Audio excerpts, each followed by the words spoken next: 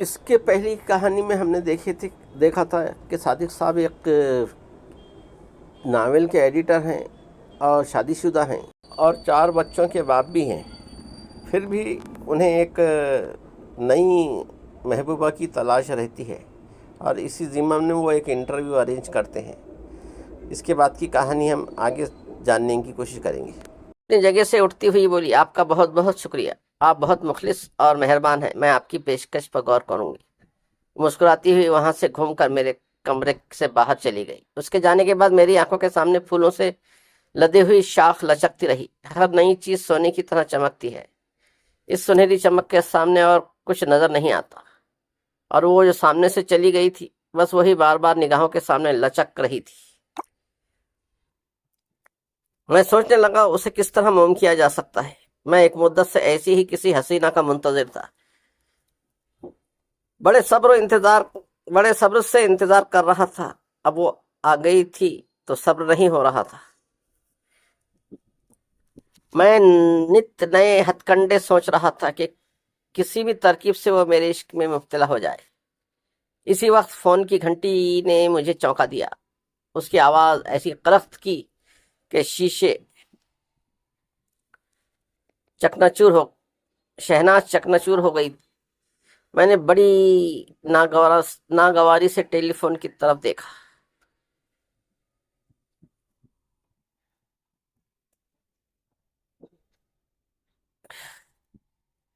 کوئی کاروباری کال ہو سکتی ہے. وہ ایک کال ہزاروں روپے کا منافع پیش کر سکتی ہے، مگر اس وقت منافع کا بھی لالچ نہیں تھا، صرف شہناز کی تمنا تھی. لیکن میں دفتر میں بیٹھ کر کتنے فرائض سے منہ موڑ سکتا تھا. مجبوراً مجھے ریسیور اٹھانا پڑا. دوسری طرف سے ایک لیڈی ڈاکٹر کی آواز آئی. ہیلو، میں ڈاکٹر شازیہ بول رہی ہوں، کیا صادق صاحب موجود ہیں؟ میں صادق ہوں. میری بیگم کا کیا حال ہے؟ بہت سیریس کیس ہے. میں نے پہلے ہی کہہ دیا تھا کہ زچگی کے وقت زچہ کی جان کو خطرہ ہے. آپ فوراً یہاں آ جائیں. دوسری طرف سے ریسیور رکھ دیا گیا. میں نے بھی جھنجلا کر ریسیور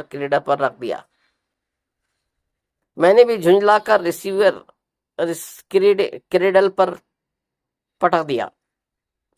کیسی خوابوں کی محفل سجی ہوئی تھی اور کیسی یہ زندگی مجھے پتھر مار رہی تھی. کہاں شہناز، کہاں میری رئیسہ بیگم؟ ایک آمد بہار تھی تو دوسری رخصت بہار. اب شوہر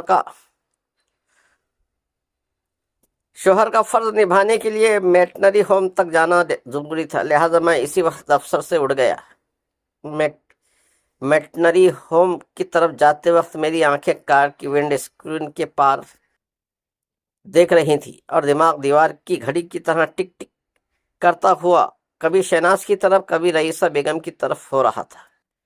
لیڈی ڈاکٹر نے کہا تھا رئیسہ بیگم کی جان کو خطرہ ہے. یہ سن کر جانے کیوں میں ذرا بھی پریشان نہ ہوا. شاید اس کی وجہ یہ ہو سکتی ہے کہ ایک زنگ چراغ بجھ رہا تھا اور ایک نئی جگمگاتی ہوئی شمع روشن ہو رہی تھی. میں بے معنی کی باتوں میں چھپا کر نہیں رکھتا. صاف کہتا ہوں کہ رئیسہ بیگم کو رخصت ہو ہی جانا چاہیے. پرانا لباس کب تک پہن سکتا ہے؟ اگر وہ لباس کسی پرانے رشتہ دار کی یاد دلاتا ہو تو اسے زیادہ اسٹور میں رکھا جا سکتا ہے. اسے زیادہ سے زیادہ اسٹور میں رکھا جا سکتا ہے. کبھی کبھی پرانی یادوں کو تازہ کرنے کے لیے اسٹور میں جھانک کر دیکھا جا سکتا ہے. گھر میں رئیسہ بیگم کی یاد دلانے کی بہت سی چیزیں تھیں. پھر بیگم کی کیا ضرورت تھی؟ آپ کہیں گے میں انسان نہیں شیطان ہوں. ایک وفادار اور خدمت گزار بیوی کی موت کی تمنا کر رہا ہوں. بظاہر آپ کی بات درست ہوگی، مگر ایمان سے کہیں کہ کرنسی نوٹ کے عزیز نہیں ہوتے. رئیسہ بیگم بھی مجھے اسی طرح عزیز ہے، مگر انگلیوں نے اس نوٹ کو چھوتے چھوتے میلا کر دیا تھا اور وہ جگہ سے پھٹ گیا تھا. کیا آپ کسی بینک کے کاؤنٹر پر جا کر ایک پرانا نوٹ پھینک کر اس کی جگہ نیا نوٹ حاصل نہیں کرتے؟ یہ کون نہیں چاہتا کہ کہ پرانی چیز کے بدلے نئی چیز مل جائے۔ اگر میں چاہ رہا ہوں تو کون سا گناہ کر رہا ہوں؟ میٹنری ہوم تک پہنچتے پہنچتے میرے دماغ میں مثبت اور منفی سوچیں آپس میں لڑتی رہیں۔ مثبت سوچ مجھے اخلاق اور مروت سکھاتی رہی کہ دنیا میں ایسے بھی لوگ ہیں جو بڑی شرافت سے ایک ہی بیوی پر اکتفا کرتے ہیں، لیکن میں نے ایسے لوگوں کو نہیں دیکھا۔ اگر دیکھا بھی ہے تو وہ لوگ اپنے حالت سے مجبور ہوتے ہیں یا اپنی شرافت کا بھرم قائم رکھنے کے لیے اپنے من کو مارتے ہیں، ورنہ یہ بڑی تلخ حقیقت ہے کہ آج بھی اگر کوئی ہوازادی مسکرا کر ایک نجیب الطرفین آدم ذات کو دیکھ لے تو وہ خوف خدا کے باوجود اس کا ہاتھ تھام کر تہذیب کی جنت سے نکل جاتا ہے۔ اسپتال پہنچ کر معلوم ہوا کہ رئیسہ بیگم مرتے مرتے بچ گئی ہیں۔ زچہ اور بچہ دونوں خیریت سے ہیں۔ میں نے رئیسہ کے بیڈ پر پہنچ کر اسے دیکھا۔ وہ بالکل ہڈیوں کا ڈھانچہ نظر آ رہی تھی۔ اس ڈھانچے پر کھال منڈی ہوئی تھی۔ وہ سادہ ورق کی طرح بالکل سفید تھی۔ سارا خون بچے نے نچوڑ لیا تھا، لیکن لیڈی ڈاکٹر کہہ رہی تھی کہ میں نے اس کا خون نچوڑ لیا ہے۔ آج سے پہلے شہناز میری زندگی میں نہیں آئی تھی، اس کے باوجود میں نادانستگی میں یا غیر شعوری طور پر رئیسہ بیگم کو آہستہ آہستہ قتل کرتا آ رہا تھا۔ لیڈی ڈاکٹر مجھے اپنے کمرے میں بلا کر ڈانٹنے لگی۔ دیکھیے صادق، آپ جیسے پڑھے لکھے ذہین لوگ خاندانی منصوبہ بندی پر عمل نہ کریں تو یہ بڑے افسوس کا مقام ہے۔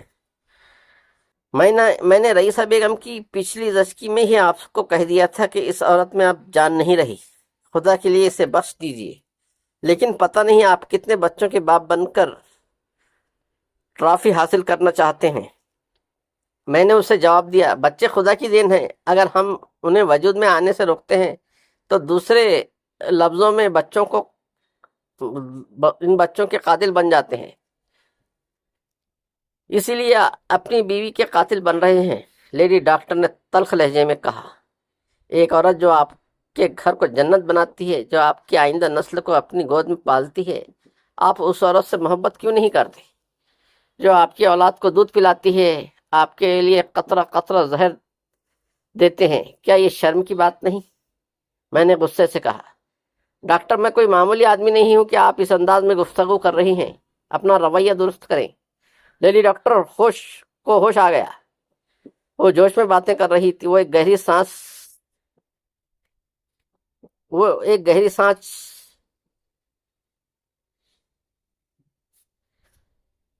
لیتی ہوئی بولی، سوری، مجھے آپ کے ذاتی معاملات میں نہیں بولنا چاہیے، صرف ایک ڈاکٹر کی حیثیت سے سمجھانا چاہیے، مگر آپ سمجھنا نہیں چاہتے۔ بہرحال آئندہ آپ اپنی اہلیہ کو یہاں نہ لائیں، اس شہر میں اور بھی سینکڑوں میٹنری ہوم ہیں۔ آپ کی اطلاع کا شکریہ۔ میں نے اٹھ کر جانے کے لیے لیڈی ڈاکٹر کو آواز دے کر کہا، ایک بات سنتے جائیں، بچے کی ولادت ہمارے لیے پرابلم بن گئی ہے۔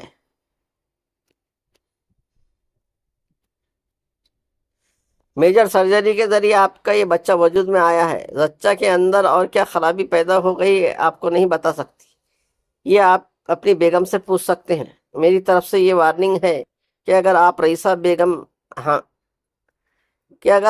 رئیسہ بیگم حاملہ ہوئی تو انہیں کوئی ڈاکٹر نہیں بچا سکے گا۔ آپ سمجھ لیں کہ کسے قتل کرنا چاہتے ہیں، بیوی کو یا اس بچے کو جو وجود میں نہیں آیا ہے۔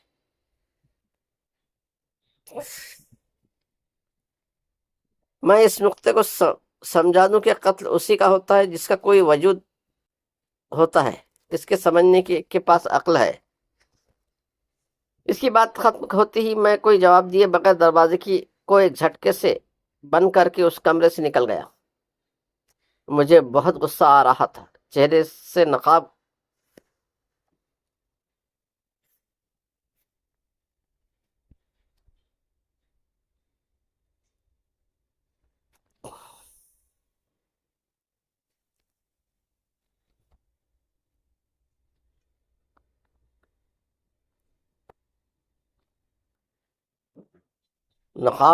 طور سے غصہ آتا ہے۔ وہ کمبخت لیڈی ڈاکٹر مجھے قاتل کہہ رہی تھی، مگر قاتل کسے کہتے ہیں؟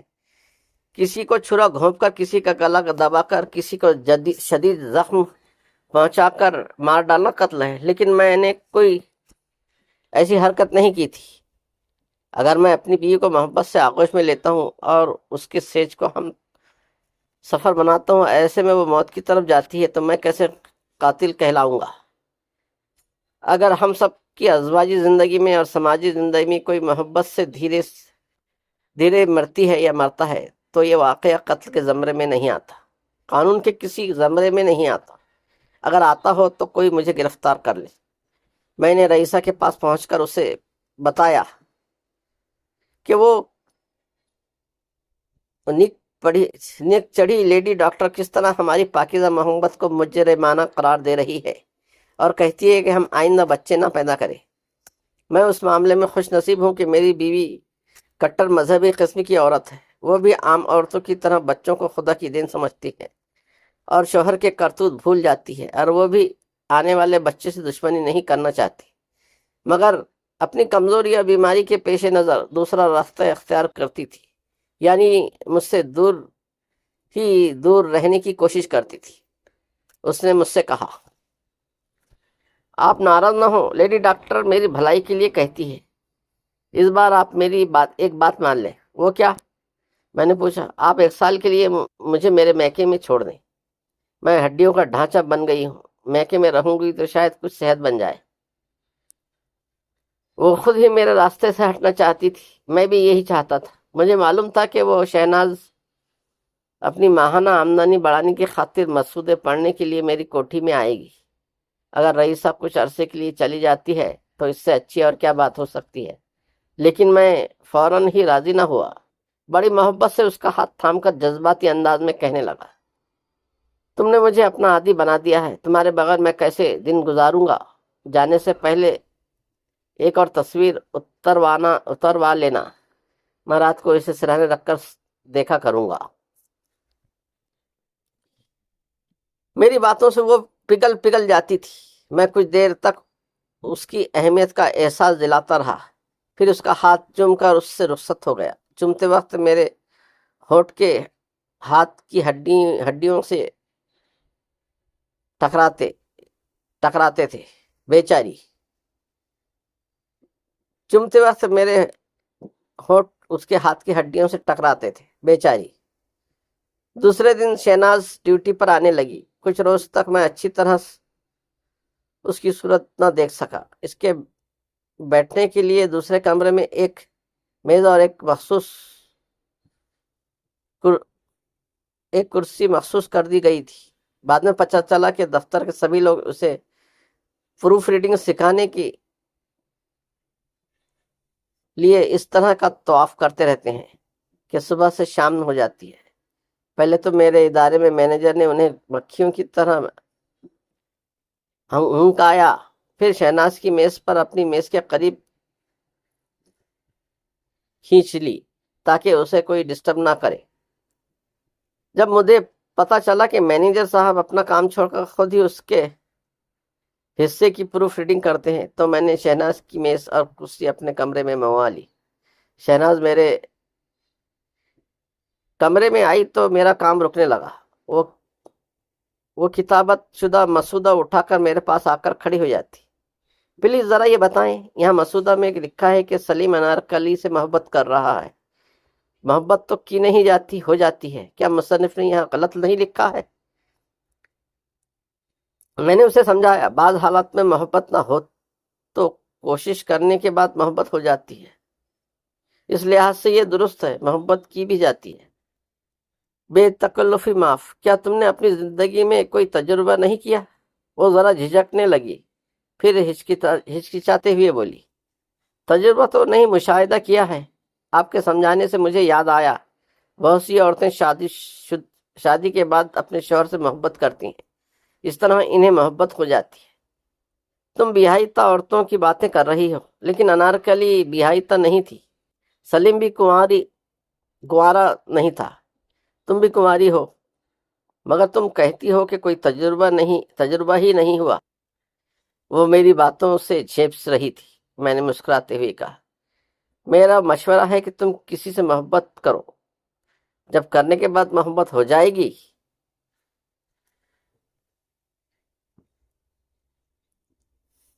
تو یہ فقرہ تمہاری سمجھ میں آ جائے گا۔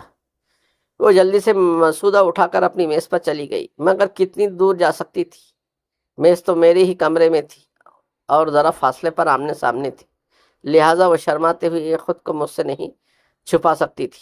وہ اپنی میز پر پہنچ کر مسودے پر سر جھکا کر بیٹھ گئی۔ اپنے جذبات کو چھپانے میں عورتوں کو کمال حاصل ہوتا ہے۔ میں اتنے فاصلے سے اس کے چہرے کو اچھی طرح نہ پڑھ سکا۔ اینک لگانے کی ضرورت تھی، لیکن میں اینک لگا کر اپنی عمر ظاہر نہیں کرنا چاہتا تھا۔ دوسرے دن اس نے اپنی پریشانیوں کا ذکر کرتے ہوئے کہا کہ وہ پارٹ ٹائم جاب کرے گی، کیونکہ دفتر آنے جانے اور یہاں لنچ کرنے میں کافی پیسے خرچہ ہو جاتے ہیں۔ ان اخراجات کو سنبھالنے کے لیے مزید آمدنی کی ضرورت تھی۔ میں نے اس سے کہا، میری کوٹھی سوسائٹی میں ہے، وہاں آنے جانے سے مزید اخراجات بڑھیں گے۔ اگر تم چاہو تو میں شام کو دفتر جانے سے پہلے تمہیں اپنی کار میں لے جاؤں گا۔ کوٹھی میں تم جتنی دیر چاہو پڑھتی رہنا، وہاں سے میں تمہیں گھر پہنچا دیا کروں گا۔ میں اس کے لیے آنے جانے کی سہولتیں فراہم کر رہا تھا۔ کراچی شہر میں جسے یہ سہولتیں مل جائیں وہ بہت خوش نصیب سمجھا جاتا ہے۔ شہناز نے پہلے تو مجھے احسان مندی سے دیکھا، پھر مجھ سے نظریں ملی اور سر جھکا کر بولی، اب آپ میرا بہت خیال رکھتے ہیں، مگر میں آپ کی گاڑی میں جاؤں گی تو لوگ کیا کہیں گے؟ یہ میں نہیں کہہ سکتا کہ لوگ پیٹھ پیچھے کیا کہیں گے۔ اتنا جانتا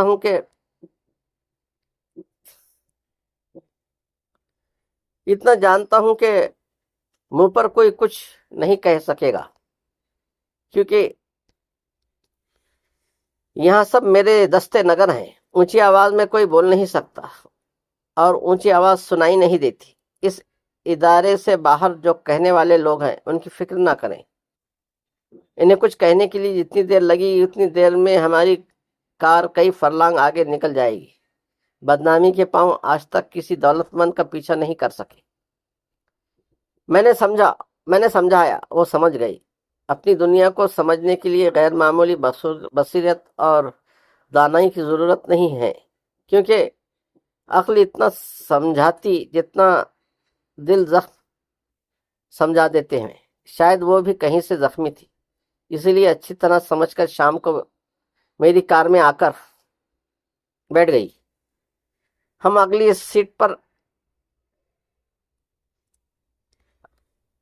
سیٹ پر پہلی بار ایک دوسرے کے قریب بیٹھے تھے۔ میں سمجھ نہیں سکتا کہ اس پر اس قربت کا رد عمل کیا ہو رہا ہے، کیونکہ وہ دوسری طرف کھڑکی کے باہر گزرتے ہوئے مناظر کو دیکھ رہی تھی۔ اس کے آگے کی کہانی ہم اگلے ایپیسوڈ میں کنٹینیو کرنے کی کوشش کریں گے۔ ویڈیو پسند آئے تو لائک، شیئر اور سبسکرائب کریں۔ سننے کا بہت شکریہ۔ ملتے ہیں اگلے ایپیسوڈ میں، تب تک کے لیے اجازت دیجیے۔ خدا حافظ۔